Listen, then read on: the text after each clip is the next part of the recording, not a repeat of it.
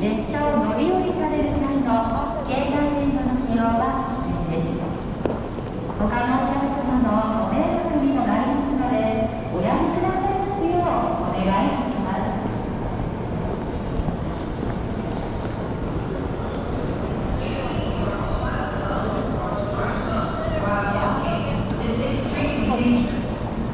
Please move out of the way of other passengers when you use it.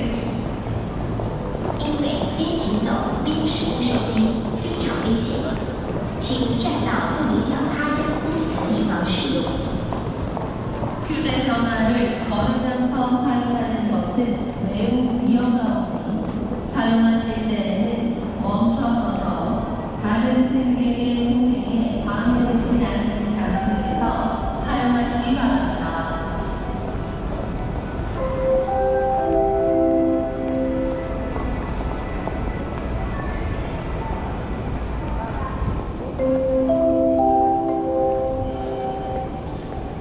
JR 東日本品川駅をご利用くださいましてありがとうございます。 JR 東日本からお願いいたします。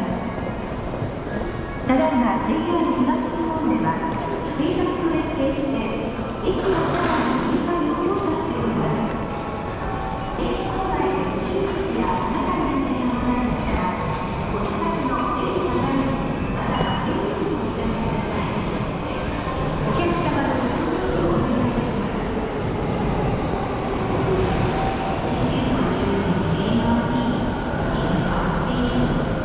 Attention passengers. This is an announcement from JR East. JR East is presently cooperating with the Ministry to enhance security in the trains and stations. If you notice anything suspicious, please report it. Station staff or security guard.